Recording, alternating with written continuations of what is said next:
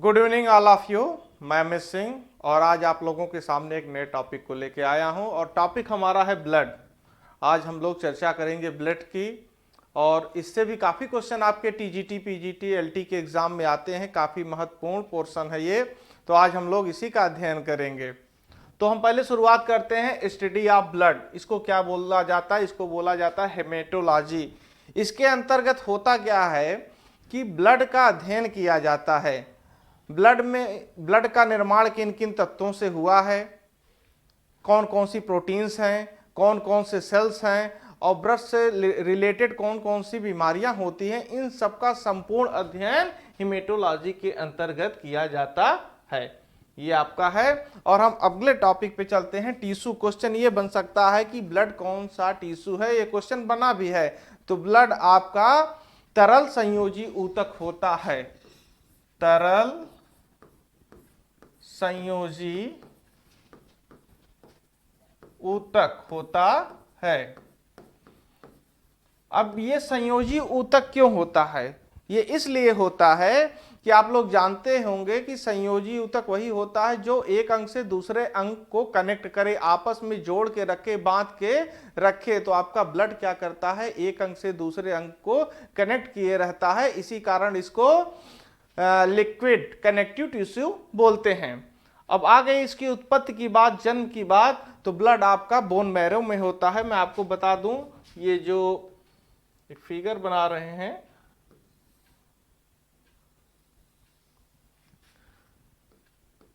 ये मान लीजिए हमारे पैर की या शरीर की कोई लंबी हड्डी है।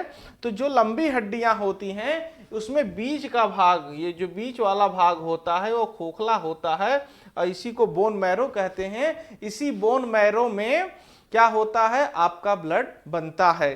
तो इसका सही होगा बोन मैरो। ब्लड की उत्पत्ति बोन मैरो में होती है। आप इस चीज को देख चुके हैं। लेकिन अब आगे हम बढ़ते हैं मात्रा। तो ब्लड की मात्रा कितनी होती है? ब्लड की देखिए मात्रा पुरुष और महिला में अलग अलग होती है। अगर आप पुरुष की जान जाएंगे और महिला की जान जाएंगी तो थोड़ा सा कंफ्यूजन होगा, लेकिन मैं कंफ्यूजन आपका बस 1 मिनट में दूर कर रहा हूं। पुरुष में ब्लड की मात्रा 5 से 6 लीटर होती है और महिला में होती है 4 से 5 लीटर। एग्जाम में प्रश्न पूछ सकता है, स्वस्थ मानव में कितने लीटर ब्लड पाए जाते हैं? तो आप यहां कंफ्यूज होंगे कि गुरुजी ने तो मेन का भी बता दिया, वुमेन का बता दिया, हम क्या सही लगाएं? तो आप इसमें कंफ्यूज न होइएगा। तब इसका सही उत्तर होगा 5 से 6 लीटर। तब इसका सही उत्तर होगा 5 से 6 लीटर। और एक प्रश्न और आता है कि इन दोनों में ब्लड की मात्रा में अंतर क्यों है? देखिए, ब्लड में मात्रा का अंतर के 2 कारण हैं। पहली बात तो है हीमोग्लोबिन दोनों में अलग अलग पाया जाता है। पुरुषों में पाया जाता है 14 से 16.5 और उसके बाद महिलाओं में पाया जाता है 12 से 15। तो हीमोग्लोबिन की मात्रा का अंतर होता है। साथ ही साथ जो आरबीसी होती है, एरिथ्रोसाइट, उसकी भी मात्रा में अंतर पाया जाता है।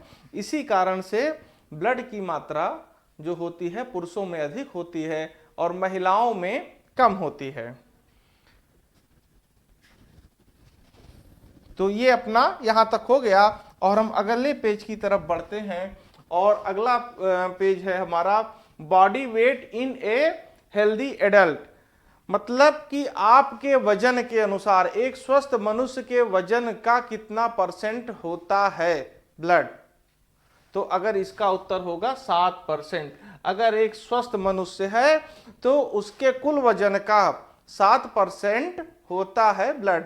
सपोज अगर कोई पुरुष 100 किलो का है तो उसके शरीर में 7 लीटर ब्लड की मात्रा होगी। अब आ गया है रक्त का रंग या ब्लड का कलर। तो ब्लड का कलर आप लोग सर्वविदित है, आप लोग अच्छे तरीके से जानते हैं।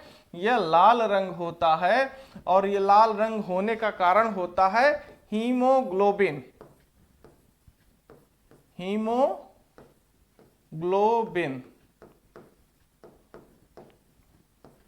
हीम जो होता है एक रंजक होता है जो 5% होता है, और ग्लोबिन जो होता है ये 95% होता है। यह एक प्रोटीन होता है। यह क्या होता है? एक प्रोटीन होता है।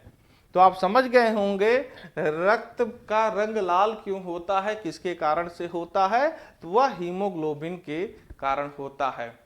अगला जो हमारा टॉपिक है वो पीएच मान से संबंधित है। पीएच मान का तात्पर्य होता है प्रेजेंट ऑफ हाइड्रोजन।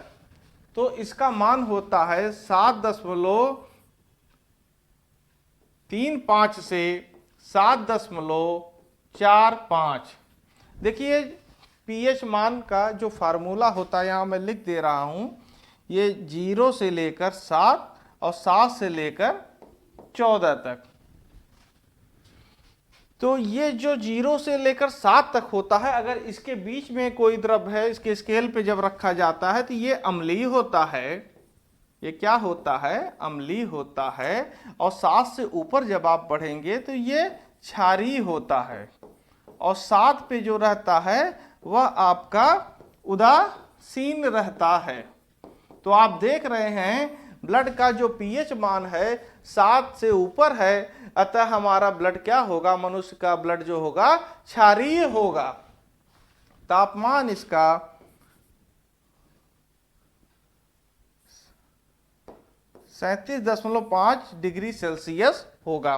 ब्लड का जो तापमान होगा वो 37.5 होगा। कहीं कहीं मिलता है 36.5 भी मिलता है, कहीं कहीं 36.5 भी मिलता है। आप इस दोनों को भी सही मान सकते हैं। अगले पेज की तरफ हम बढ़ते हैं। ब्लड के कार्य।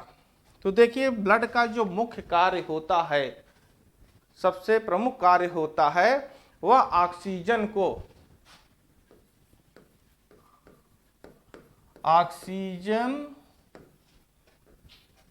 का परिवहन। अब ये ऑक्सीजन का परिवहन कहां करेंगे? पूरे शरीर में करेंगे। पूरे शरीर में कहां करेंगे? शरीर के सभी सेल्स पर ये ऑक्सीजन को ले जाएंगे, क्योंकि बिना ऑक्सीजन के जीवन संभव नहीं है। इसलिए शरीर के हर अंग में, हर सेल्स में ऑक्सीजन का जाना अनिवार्य है। दूसरा इनका जो वर्क है, ये पोषक पदार्थों का परिवहन।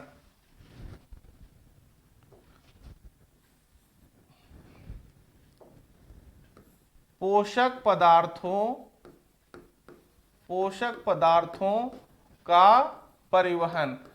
इसमें क्या होगा? शरीर के जितने सेल्स हैं उनको क्या होता है? पोषक पदार्थों की आवश्यकता है, और बिना पोषक पदार्थों के उनका विकास नहीं हो पाएगा। इसलिए यह एकदम अत्यंत आवश्यक है कि इसका हो। तीसरा है, 2 हो चुके हैं। तीसरा है हार्मोन्स का संचरण। तो हार्मोन्स का संचरण आप देखेंगे, ये अंतःस्रावी ग्रंथियों से हार्मोन्स को लेते हैं और उस हार्मोन्स को लेकर शरीर के तमाम सेल्स में या और जो अन्य ग्रंथियां हैं, ग्लैंड्स हैं, उनके पास उनको छोड़ते हैं, सिक्रीशन करते हैं और आगे बढ़ जाते हैं। और अगला जो हमारा है, अगला है अपशिष्ट पदार्थों को उत्सर्जी अंगों तक ले जाना। अपशिष्ट पदार्थों को उत्सर्जी अंग तक ले जाना।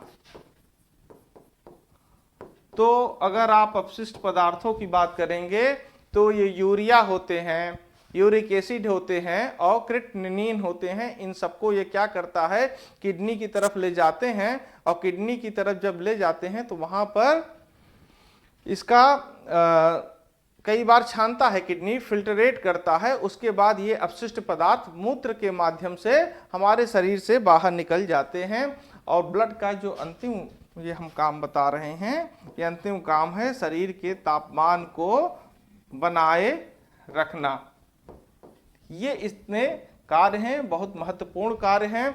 इस चीज को आप लोग स्क्रीनशॉट भी ले लीजिएगा। अभी तक हम लोगों ने देखा ब्लड होता क्या है, ब्लड का अध्ययन किसके द्वारा किया जाता है, उसकी विशेषताएं क्या होती हैं और उसका कार्य क्या होता है। अगर अब हम ब्लड को बांटे तो ब्लड दो भागों में बांटा जा सकता है। एक पहला है प्लाज्मा। प्लाज्मा आपका ये 55% होता है और ब्लड सेल्स जो होते हैं 45 यानी 45% होते हैं।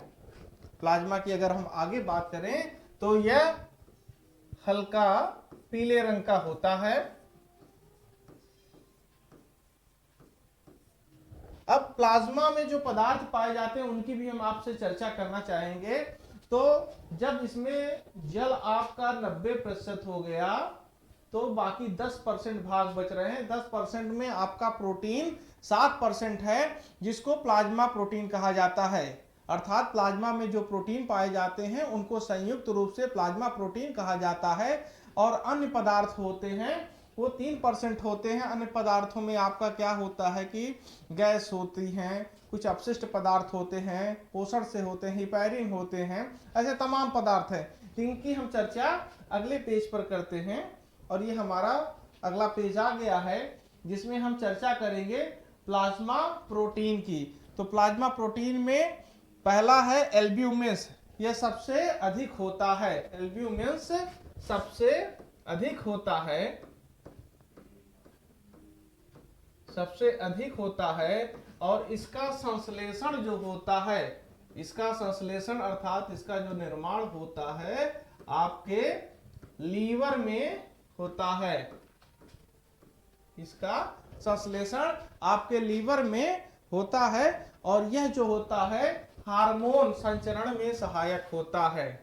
यह जो होता है एल्ब्यूमिन हार्मोन के संचरण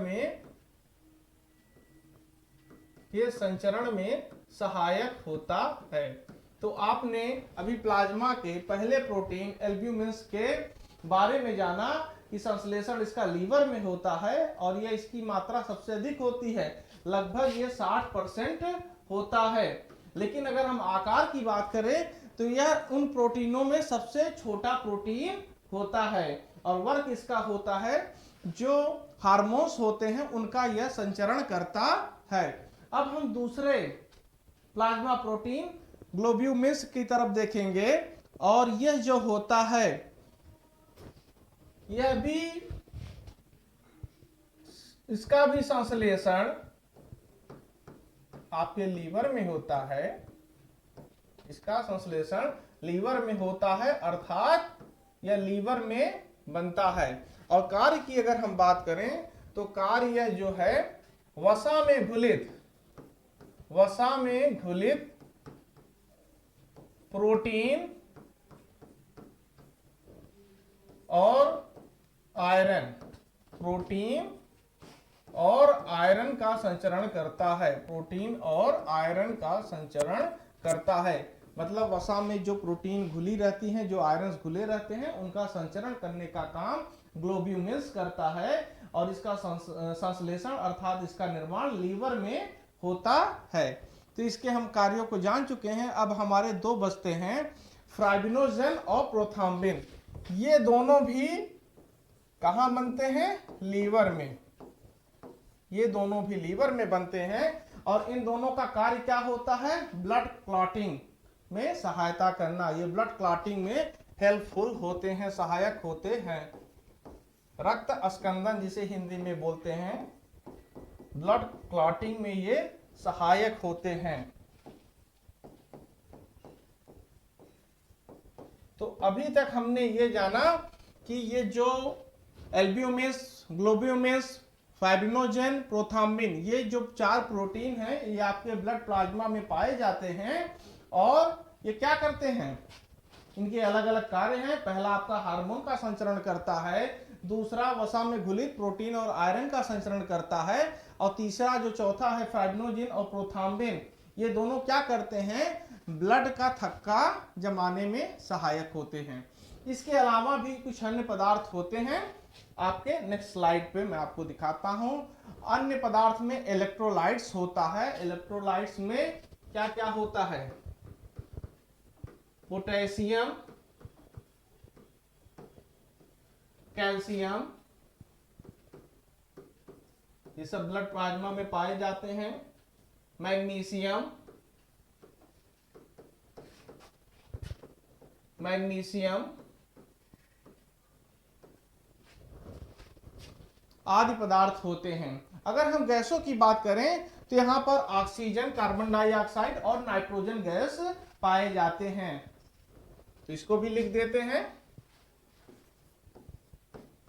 ऑक्सीजन, कार्बन डाइऑक्साइड,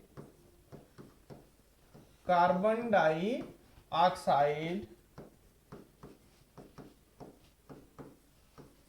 और नाइट्रोजन, ये तीन गैसें जो होती हैं ब्लड प्लाज्मा में पाई जाती हैं, घुलित अवस्था में रहती हैं। और अगर हम पोषक तत्वों की बात करें तो कार्बोहाइड्रेट का कौन सा भाग इसमें रहता है?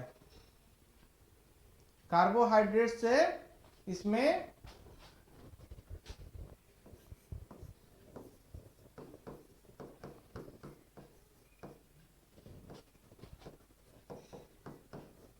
कार्बोहाइड्रेट, फिर आपका प्रोटीन और आपका हो गया वसा।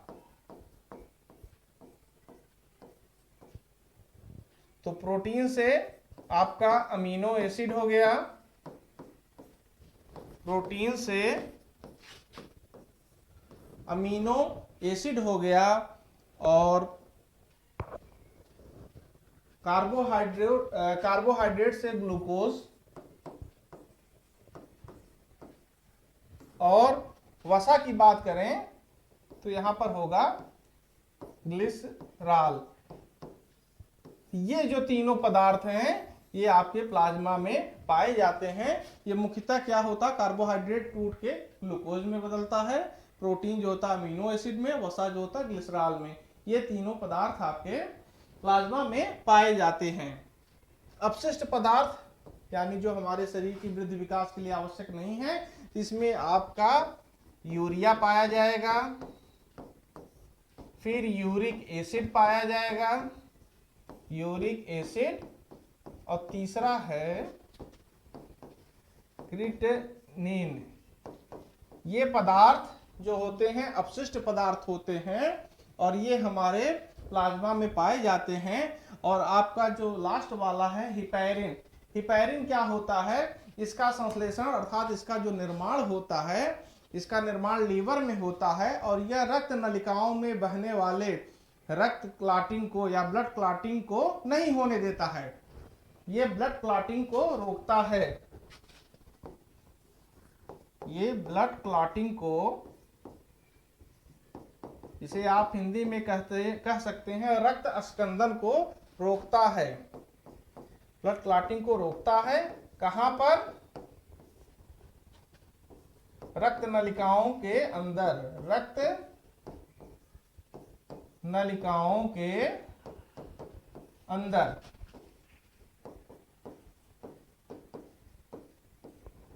तो एक बार फिर से इन चीजों को हम जल्दी जल्दी दोहरा देते हैं, क्योंकि प्रोटीन के अलावा जो अन्य पदार्थ पाए जाते हैं तो इसमें इलेक्ट्रोलाइट्स है, जिसमें पोटेशियम, कैल्शियम, मैग्नीशियम आदि पाए जाते हैं। गैसेस में आपका ऑक्सीजन, कार्बन डाइऑक्साइड और नाइट्रोजन पाया जाता है। पोषक तत्व में क्या होते हैं? ग्लूकोज, अमीनो एसिड और ग्लिसरॉल पाए जाते हैं। और अपशिष्ट पदार्थ यानी वेस्ट मटेरियल की अगर हम बात करें तो ये यूरिया, यूरिक एसिड और क्रिएटिनिन होते हैं। और हिपैरिन क्या होता है? यह आपके लीवर में संश्लेषित होता है, लीवर में बनता है और इसका कार्य यह होता है रक्त नलिकाओं में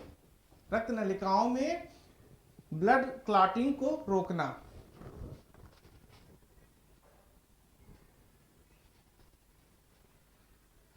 तो अब हम आ जाते हैं ब्लड सेल्स की बात करते हैं। तो ब्लड सेल्स तीन प्रकार के होते हैं, आरबीसी, डब्ल्यूबीसी और प्लेटलेट्स। तो सर्वप्रथम हम आरबीसी की चर्चा करते हैं। आरबीसी को क्या बोलते हैं? रेड ब्लड सेल्स बोलते हैं। जिसको एरिथ्रोसाइट भी बोलते हैं।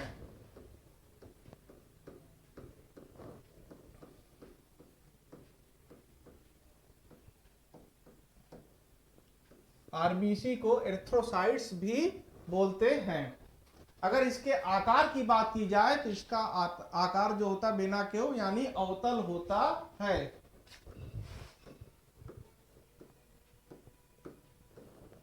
आरबीसी में केंद्रक का अभाव होता है, केंद्रक इसमें नहीं पाया जाता है, केंद्रक इसमें नहीं पाया जाता है।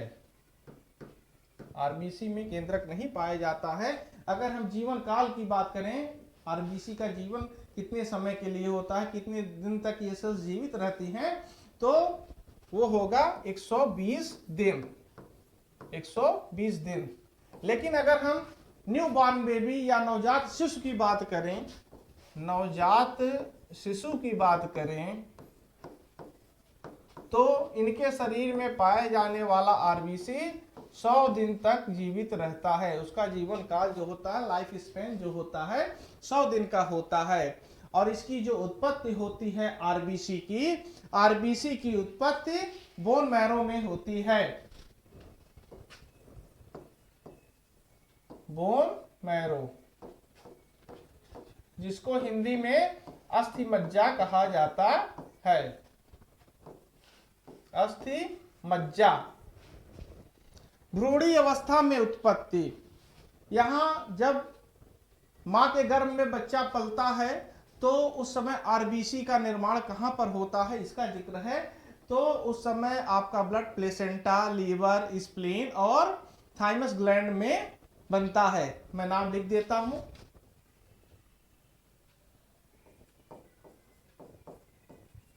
स्प्लीन, लीवर, प्लेसेंटा,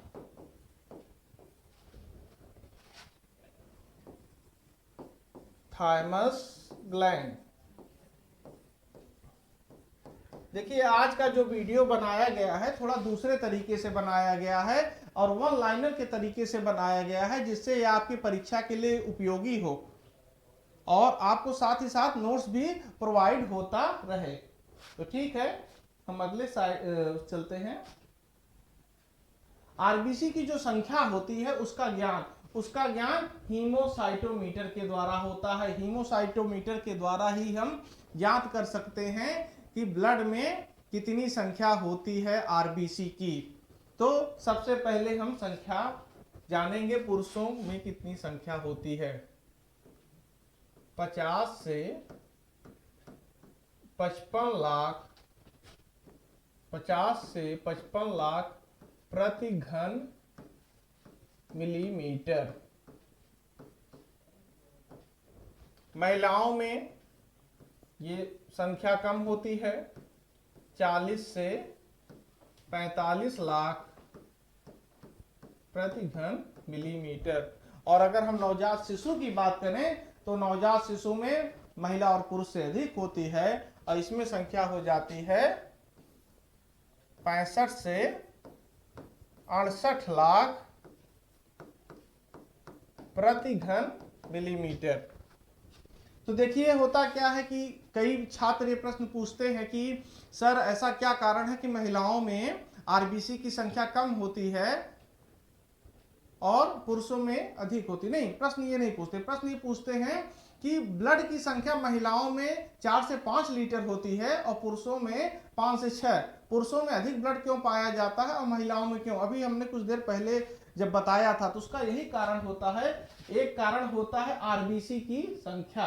आप देखेंगे पुरुषों में आरबीसी अधिक पाया जाता है, साथ ही साथ पुरुषों में हीमोग्लोबिन भी अधिक पाया जाता है, जिसके कारण से इनमें ब्लड की संख्या ज्यादा पाई जाती है, 5 से 6 लीटर पाई जाती है और महिलाओं में 4 से 5 लीटर पाई जाती है। अब हम बात करेंगे ब्लड की अधिकता से क्या रोग हो सकता है। ब्लड की अधिकता से पॉलीसाइथीमिया नामक रोग हो जाता है। पॉलीसाइथीमिया,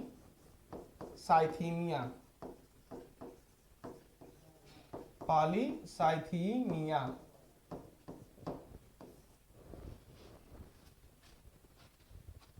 देखिए, पॉलीसाइथीमिया रोग होने का कारण ये होता है, जब आप पहाड़ों पर जाएंगे तो वहां पर ऑक्सीजन की कमी होती है। ऑक्सीजन की कमी के कारण होता क्या है कि आरबीसी अधिक बनते हैं, और ऐसी कंडीशन कभी कभी उत्पन्न हो जाती है कि जरूरत से ज्यादा आरबीसी बन जाते हैं। तो ज्यादा आरबीसी बनने से होता क्या है कि ब्लड आपका गाढ़ा हो जाता है, और इससे क्या होता है, ब्लड क्लॉटिंग होने का भी खतरा रहता है, और जिससे हार्ट अटैक आ सकता है।